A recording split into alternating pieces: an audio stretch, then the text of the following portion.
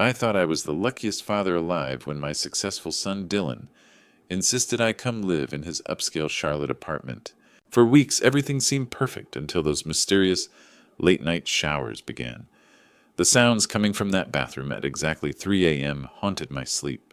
But nothing could have prepared me for the nightmare I discovered when I finally looked through that partially open door. What I witnessed wasn't just about my son's cruelty, it was the tip of an iceberg that threatened to destroy us all.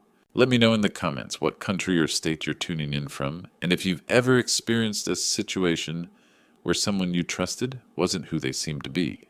The wrench slipped from my hands as the phone rang, cutting through the quiet of my garage. At 67, I'd grown comfortable with my small-town solitude, spending afternoons working on my old Chevy. Dylan's name on the caller ID made me smile. My son rarely called during work hours. "Hey there, son," I answered, wiping grease on my coveralls. "Dad, I've been thinking you should come live with us." The words caught me off guard. In 35 years of raising Dylan alone after his mother passed, he'd never made such a suggestion. "I'm worried about your health, Dad. Living alone at your age, what if something happens? What if you fall and nobody finds you?" His concern sounded genuine, though something felt rehearsed about his tone. "Son, I'm doing just fine." "Hold on, Dad. Hannah wants to talk." My daughter-in-law's sweet southern voice came through the line. "Hi, Dad Shane. We have this beautiful spare room with a city view. I could cook for you, and Dylan would feel so much better knowing you're safe with us." The way she called me Dad tugged at my heart. I'd missed having family around. Dylan returned to the phone. "It's our family duty, Dad. Mom would have wanted us to take care of each other." Invoking Sarah's memory sealed the deal. After an hour of gentle persuasion, I agreed to pack up my life. The following week blurred past with cardboard boxes and farewells. Mrs. Henderson brought a casserole and tears. "You're so lucky, Shane. Not everyone gets a son who cares this much." The 4-hour drive to Charlotte filled me with nervous excitement. The View apartments towered 22 stories above uptown, all gleaming glass and steel. Dylan met me in the lobby, every inch the successful businessman in his tailored suit. "Welcome to your new home, Dad," he said, embracing me warmly. Hannah appeared in a yellow sundress, radiant and welcoming. "We're so excited you're here." Their apartment stunned me. Hardwood floors, floor-to-ceiling windows, furniture worth more than I'd made in months at the factory. My room overlooked a small park, complete with a new television and comfortable reading chair. Dinner exceeded every expectation. Dylan shared stories from his latest business deals, eyes bright with ambition. Hannah served perfect roast beef, constantly checking if I needed anything, if the seasoning was right, if I was comfortable. "This promotion has been incredible, Dad," Dylan said, cutting his meat with precision. "Regional manager means I'm responsible for 7 states now. The company's expanding, and they're counting on me to deliver results." Hannah beamed at him. "He works so hard. Sometimes I barely see him before midnight." "Success requires sacrifice."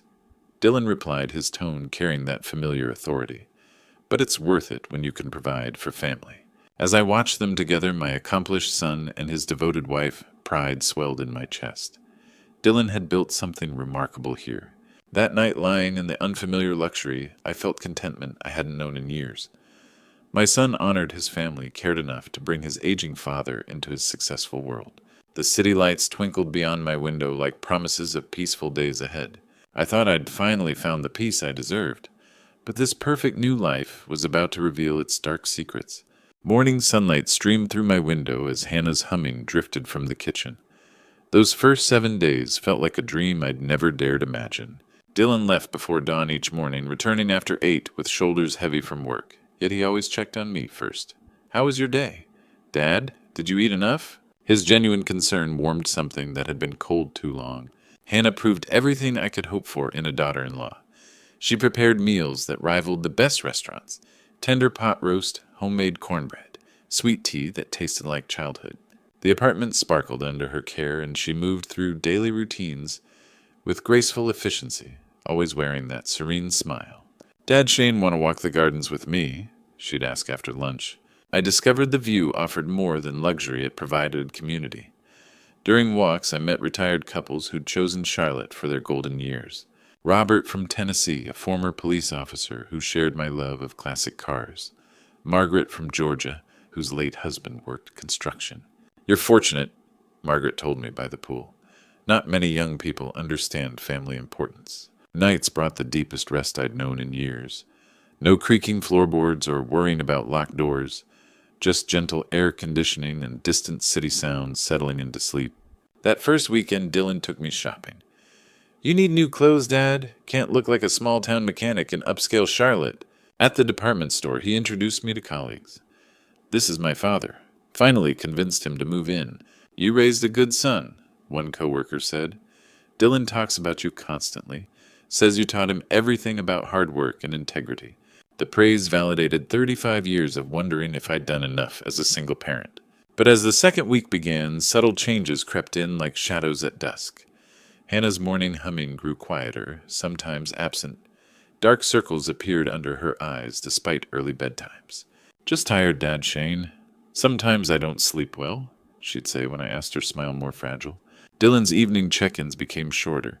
His patience showed cracks when Hannah served dinner 5 minutes late, or I asked too many work questions. "Dad, I've had a long day. Can we talk later?" he'd say, rubbing his temples. Tuesday night of that second week, something jolted me awake. An unidentifiable sound had penetrated the walls. I lay listening, but heard only silence. My bedside clock read 2:30. The next morning, neither mentioned anything unusual. Hannah served breakfast with her customary smile, though it didn't reach her eyes. Dylan scrolled through emails, muttering about difficult clients and impossible deadlines. Hannah moved more carefully now, like someone afraid of making mistakes. When she accidentally dropped a spoon during lunch, she flinched before picking it up, glancing toward Dylan's empty chair as if he might materialize to witness her clumsiness. "Everything all right, sweetheart?" I asked. "Of course," she replied quickly. "Just clumsy today." But her hands trembled slightly as she continued clearing dishes. By the second week, I started noticing small things that didn't quite add up. The heat wave that hit Charlotte that week made everyone dress lighter, yet Hannah continued wrapping herself in long sleeves and high necklines. Even during our afternoon walks, when temperatures soared into the 90s, she'd emerge from her room covered from wrist to throat. "Aren't you burning up in that sweater, honey?" I asked one sweltering Tuesday. "Oh, the air conditioning makes me cold," she replied, tugging at her sleeves. "I'm always freezing indoors." But I'd noticed the apartment stayed at a comfortable 72 degrees. That morning, I'd wandered into the kitchen early, hoping to help with breakfast preparation. Hannah stood at the sink, washing dishes, her back to me, sleeves pushed up past her elbows for the first time since I'd arrived. Dark purple marks circled her left wrist like a twisted bracelet. The sound of my footsteps made her spin around, yanking her sleeves down so quickly she knocked over the soap dispenser. "Good morning, Dad Shane," she said, her voice pitched higher than usual. "You're up early." "Hannah, what happened to your arm?" Her eyes darted toward the hallway before returning to mine. "Oh, that I'm so clumsy lately. Yesterday I was carrying groceries and caught my wrist on the car door handle. You know how easily I bruise." The explanation sounded rehearsed, but her nervous smile discouraged further questions. Over the following days, I watched her move through the apartment, like someone navigating a minefield. She checked and double-checked everything: the temperature of Dylan's coffee, the seasoning in his food, the exact placement of his newspaper and reading glasses. When she vacuumed, she moved furniture back to precise positions, measuring distances with her eyes. Dylan's mood had shifted too. He'd returned from work with storm clouds gathering in his expression, offering no explanation for his obvious frustration. The easy conversation from our first week had evaporated. Thursday evening brought the worst dinner yet. Hannah had prepared Dylan's favorite grilled salmon with asparagus, but something about it triggered his displeasure. "This fish is overcooked," he announced, pushing his plate away. "How many times do I have to tell you? 8 minutes per side, no more." "I'm so sorry," Hannah whispered, her hands trembling as she reached for his plate. "I must have lost track of time. Let me make you something else." "Don't bother, I've lost my appetite." The silence stretched until I couldn't stand it anymore. "Tastes fine to me, son. Your wife's a wonderful cook." Dylan's head snapped up, his eyes meeting mine with an intensity that made my stomach clench. For several heartbeats, nobody moved. Then his expression smoothed into something resembling normalcy. "Of course, Dad. I'm just tired. Long day at the office." But his tone carried an edge I'd never heard before. Hannah excused herself early, claiming a headache. I helped clear the table while Dylan disappeared into his home office, closing the door with more force than necessary. Around 11 that night, raised voices penetrated the walls between our rooms. The words remained indistinct, but the tone was unmistakable anger from one voice pleading from another. I pressed my ear to the wall, trying to make sense of the muffled conversation, but it ended abruptly. Friday morning, Hannah appeared for breakfast wearing a turtleneck, despite the weather forecast predicting another scorcher. A red mark peeked above the collar near her jawline. "Mosquito bite," she explained before I could ask, touching the spot self-consciously. "They're terrible this year, but mosquitoes don't leave marks that look like fingerprints." Something was happening in this house after dark, and I was determined to find out what.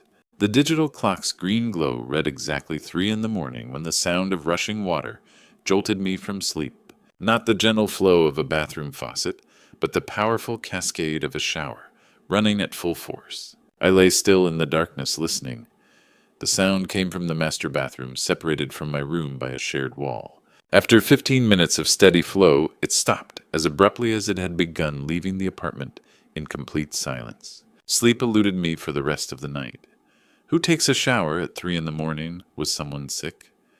Had there been an emergency I'd missed? At breakfast, I decided to ask directly. Dylan sat at the kitchen island, scrolling through emails on his phone, while Hannah prepared his usual scrambled eggs, wheat, toast, black coffee. "Everything all right last night, son? I heard the shower running pretty late." Dylan's fingers paused over his phone screen. When he looked up, his expression held none of the warmth I'd grown accustomed to. "Work stress, Dad. Sometimes I can't sleep, so I take a cold shower to clear my head. Hope it didn't disturb you." "Oh, no trouble at all. Just wanted to make sure nobody was feeling poorly." Hannah remained silent throughout the exchange, her back turned as she worked at the stove. When she finally brought Dylan his plate, I noticed her hands weren't quite steady. "Maybe try some chamomile tea before bed," I suggested. "Your mother always said—" "I'm fine, Dad." Dylan's tone carried a finality that discouraged further conversation. The second night, 3 o'clock, brought the same torrential shower sounds. But this time, underneath the water's roar, I caught something else: voices. Muffled, indistinct, but definitely 2 people talking. The tone suggested disagreement, though I couldn't make out words. Again, 20 minutes of water, then sudden silence. The third night, I lay awake from 2:30 onward, waiting. 3 o'clock came and went without a sound. Maybe Dylan had found another way to manage his stress. But the fourth night shattered any hope that the pattern had ended. The shower started precisely at 3, and this time the voices were clearer. One deeper, authoritative, another higher, pleading, and underneath it all a sound that made my chest tighten, quiet sobbing. I found myself sitting up in bed, straining to hear more. The crying was definitely female, soft and desperate, barely audible over the water. When everything went quiet 22 minutes later, I remained awake until dawn. Sleep became elusive. Each night I'd lie in bed from 2:30 onward, listening for sounds that might or might not come. Some nights brought the shower symphony. Others passed in merciful silence. The unpredictability made it worse somehow, like waiting for a storm that might never arrive. Dylan's explanation about work stress began to feel hollow. What kind of stress required such a specific, ritualistic response? And why did Hannah grow more withdrawn each day, her smiles becoming increasingly forced? During my morning walks with the neighbors, I found myself studying other apartments, wondering if anyone else heard unusual sounds at night. But the view's construction was solid, designed for privacy and quiet living. "You look tired, Shane," Margaret mentioned one afternoon by the pool. "Everything's settling in all right?" "Just adjusting to city sounds," I replied, not ready to voice my growing concerns. But lying awake that 5th night, listening to the familiar cascade begin at exactly 3 o'clock, I knew this wasn't about adjustment or city living. This was about something far more troubling happening just beyond my bedroom wall. I'd spent 30 years supervising workers. I knew the sound of trouble when I heard it. That night I positioned myself deliberately. At 2:58, I lay fully clothed on top of my covers, every muscle tense with anticipation. Whatever was happening in this apartment, I was going to witness it firsthand. 3 o'clock arrived with mechanical precision. The shower roared to life, but this time I was ready. Slipping from my bed, I moved through the darkened hallway with the careful steps of a man who'd spent decades walking factory floors without disturbing sleeping machinery. The apartment's layout worked in my favor. A long corridor connected all the bedrooms, and the master bathroom sat at the far end. As I drew closer, voices became distinct beneath the water's cascade. Dylan's tone carried authority and menace, while a higher voice pleaded in response. My heart hammered against my ribs as I approached the partially open door. What I saw through that narrow gap will haunt me until my dying day. Hannah stood beneath the shower's full force, fully clothed in her nightgown, the fabric clinging to her shivering frame. The water ran cold, I could tell, from the way her whole body convulsed with each second under the stream. Dylan gripped her hair with one hand, holding her head back, forcing her to take the icy torrent directly in her face. "Next time you embarrass me in front of my father," he hissed, his voice barely audible over the water, "remember this feeling. Remember how helpless you are." Hannah's response was barely a whisper. "I'm sorry. I'm so sorry. Please, Dylan, I didn't mean—" "Shut up." His grip tightened. "You made me look bad when you dropped that plate at dinner. Like I can't provide a wife who has basic coordination." She'd dropped a plate I hadn't even noticed, but apparently that minor accident had warranted this torture. My first instinct screamed to burst through that door, to grab my son and throw him against the wall. But 30 years of managing dangerous situations had taught me the value of strategic thinking. If Dylan discovered me now in his current state of rage, what might he do to Hannah? What might he do to me? Hannah's legs gave out, and she would have collapsed, if not for Dylan's grip on her hair. Her quiet sobs mixed with the water's roar, creating a symphony of suffering that cut through my soul like glass. "Are you going to be more careful?" Dylan demanded. "Yes," she gasped. "Yes, I promise." "Good, because next time it won't just be cold water." The threat hung in the air like poison. I backed away from the door, my legs trembling so violently I nearly stumbled. Somehow I made it to my room and closed the door silently behind me. I collapsed onto my bed, my mind reeling. The son I'd raised, the boy I'd taught to respect women, to protect those weaker than himself, had become a monster. Every principle I'd tried to instill in him had been twisted into something dark and cruel. Sleep was impossible. I lay there until dawn, my thoughts racing between horror and strategy. Confronting Dylan directly could escalate his violence. Calling police without evidence might make things worse for Hannah, but doing nothing meant being complicit in her suffering. By morning, one thing had crystallized in my mind. I couldn't save Hannah with righteous anger alone. I needed to be smarter than my son, more calculating than the predator he'd become. I had witnessed the unthinkable, and now I had to decide, confront him immediately, or find a smarter way to save Hannah. Breakfast felt like a performance I wasn't prepared to watch. Hannah moved around the kitchen with mechanical precision, her eyes puffy and red-rimmed, avoiding all eye contact as she prepared Dylan's usual meal. Every gesture seemed calculated to avoid drawing attention. Dylan, meanwhile, acted as if nothing had happened.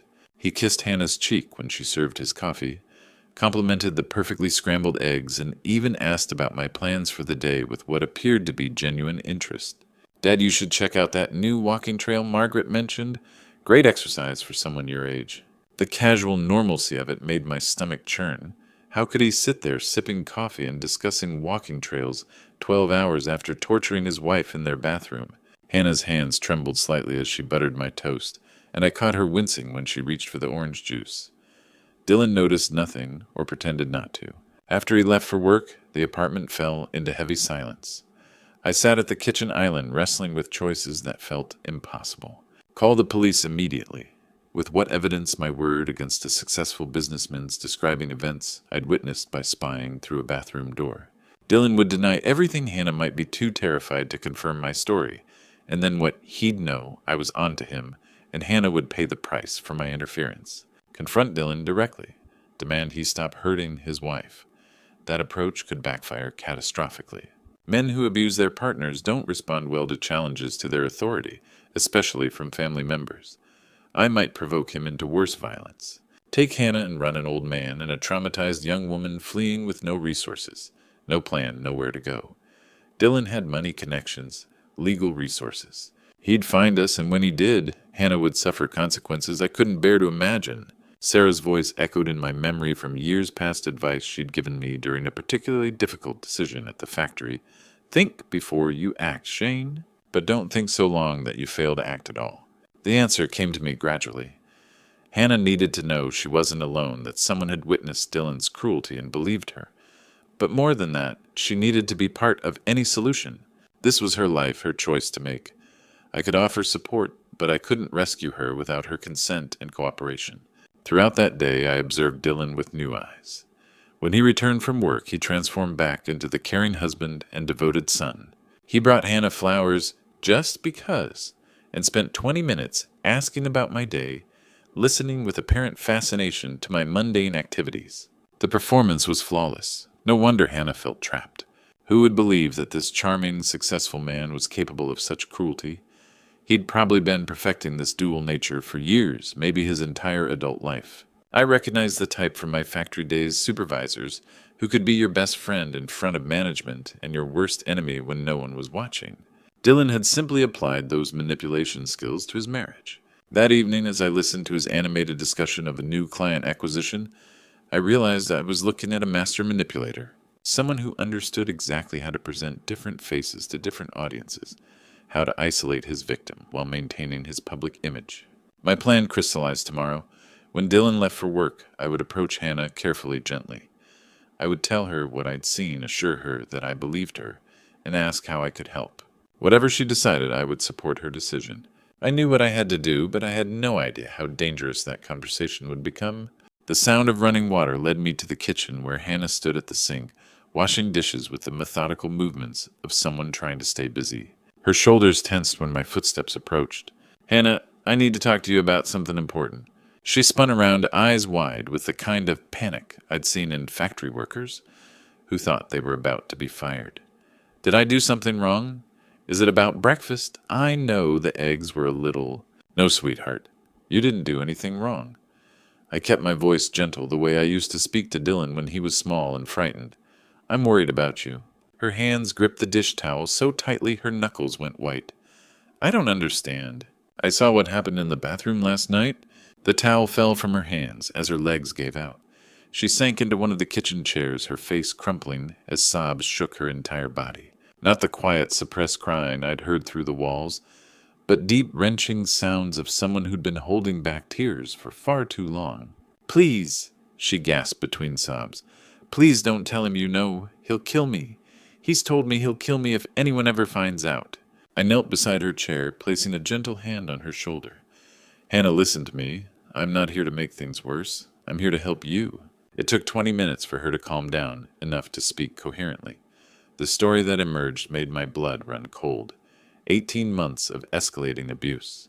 Dylan's threats to destroy her reputation, to make sure no one would ever believe her if she tried to leave.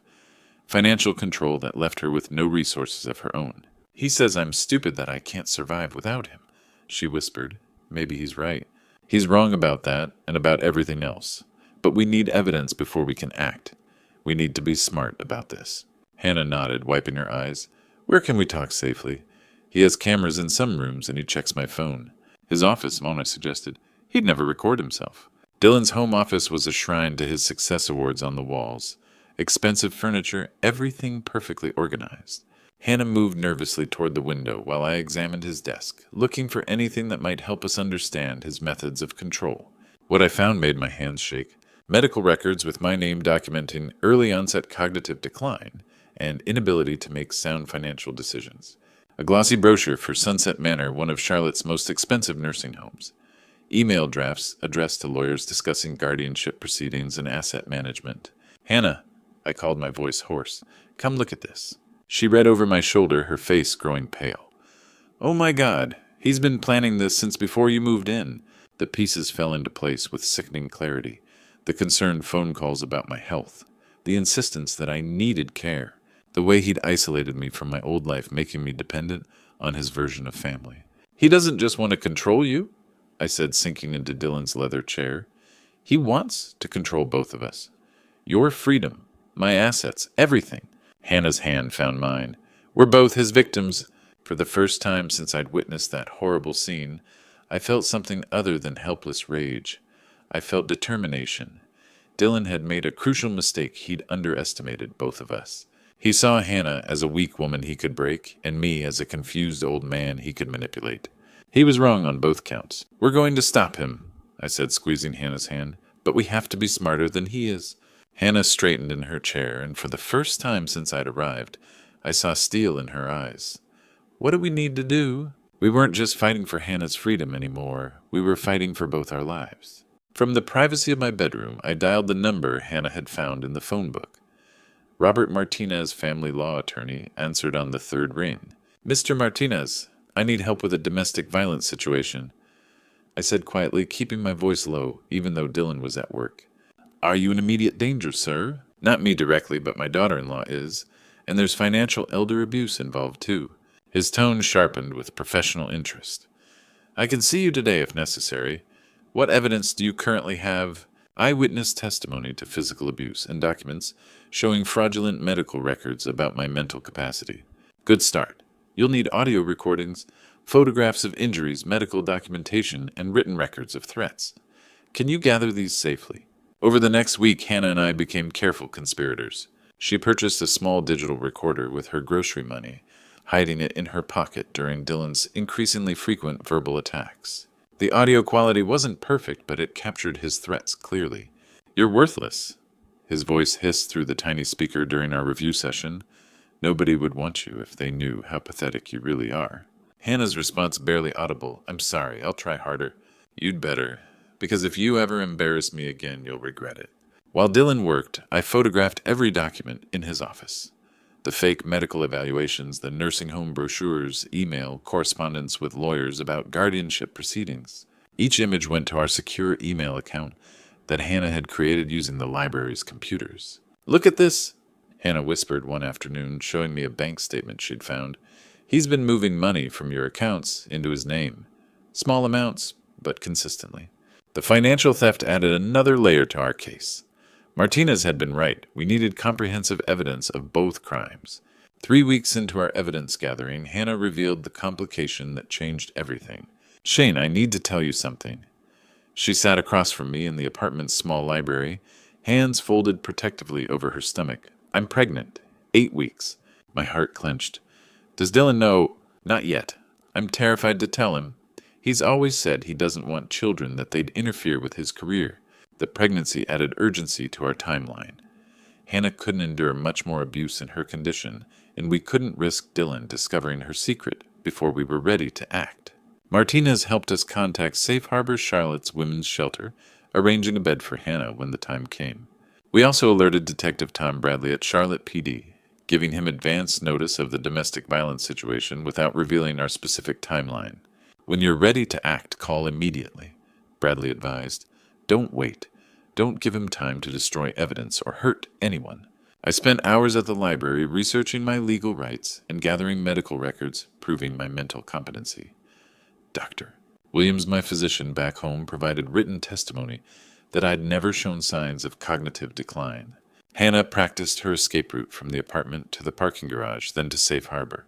We rehearsed what she'd say to Dylan when she asked for the divorce, how she'd get out safely if he became violent. Friday.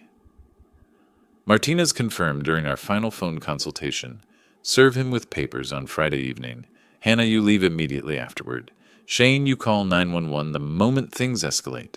Our evidence filled an entire digital folder.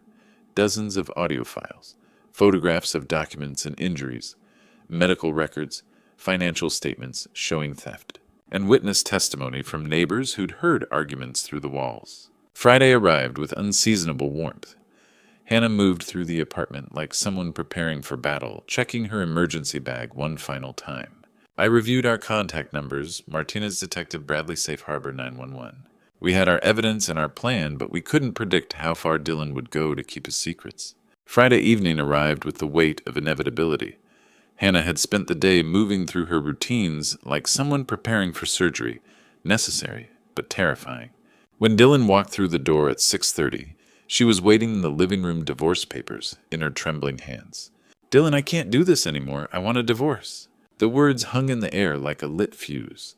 For a heartbeat, Dylan stood frozen briefcase still in his grip. Then his face transformed into something I'd never seen before, pure, uncontrolled rage. You what? His voice dropped to a dangerous whisper. I said I want.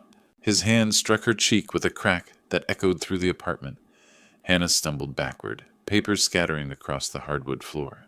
That's enough, I shouted, rising from my chair. I'm calling 911. Dylan whirled toward me, his eyes wild. Nobody's calling anybody. This is my house, my wife, my business. But as I reached for my phone, the sound of footsteps thundered up the stairwell. Detective Bradley and 3 uniformed officers burst through the door we'd left unlocked, weapons drawn. Charlotte PD, step away from her. Dylan's face went from rage to confusion to dawning horror as the officers surrounded him. What is this, Dad? What did you do? I protected an innocent woman, I said as they cuffed him. Something you should have learned to do. The paramedics arrived minutes later, checking Hannah's injuries while I gave my statement. As they loaded Dylan into the patrol car, he looked back at me through the window with eyes full of hatred and disbelief.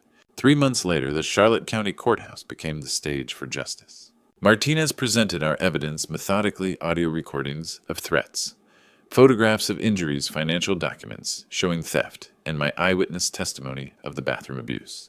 The prosecution revealed Dylan's complete scheme: fake medical records, nursing home arrangements, guardianship papers, and systematic theft of my assets.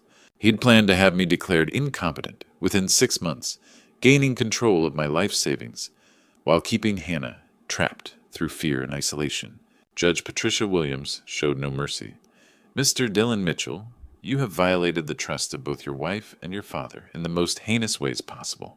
This court sentences you to 5 years in state prison with a permanent restraining order against both victims and full financial restitution. Hannah received full custody of our unborn child and all marital assets. Dylan's lawyer's attempts to claim his innocence crumbled under the weight of evidence. 6 months after that terrible Friday night, I moved into a cozy one-bedroom apartment just 3 blocks from Hannah's new home. She'd used her settlement to buy a small house with a garden far from the luxury tower that had been her prison. Emma arrived on a sunny Tuesday morning in March, 7 pounds of perfect health and her mother's gentle spirit. As I held my granddaughter for the first time, her tiny fingers wrapped around mine, I felt a completeness I hadn't known was missing. Thank you, Hannah whispered from her hospital bed, for everything. Thank you for being brave enough to fight back. Standing up to family members is the hardest thing you'll ever do, but protecting innocent people is always worth the pain. Real men don't use power to control, they use it to protect. Today, as Emma takes her first steps in Hannah's garden, while I watch from my favorite chair, I understand something fundamental about family. Sometimes losing a son means gaining a real family, one built on love, respect, and the courage to do what's right. Looking back on this journey, I've learned that betrayal stories like mine teach us the hardest truths about family. Sometimes the people we love most are capable of the greatest cruelty, but God works through the darkest moments, showing us that real strength isn't about blood relations, it's about standing up for what's right. These grandpa stories remind me that age doesn't make us powerless. At 67, I discovered I still had the courage to fight battles I never imagined facing. When I see other betrayal stories in the news, I think about Hannah and Emma, and I know that speaking up was worth every painful moment. God gave me the wisdom to recognize the signs, the strength to gather evidence, and the determination to see justice through. Many grandpa stories end with isolation and regret, but mine became about redemption and new beginnings. Sometimes God asks us to make the hardest choice, choosing righteousness over family loyalty. The most profound betrayal stories aren't just about the pain inflicted, but about the healing that follows. Today, watching Emma play in her mother's garden, I see God's grace in action. He turned our suffering into strength, our fear into freedom. If my story resonates with you, please don't stay silent. Share this video with someone who might need hope. Leave a comment about your own experiences, and subscribe to our channel for more stories that matter. Sometimes one person's courage to speak up can save another's life. Together we can break the cycle of silence that protects abusers and abandons victims.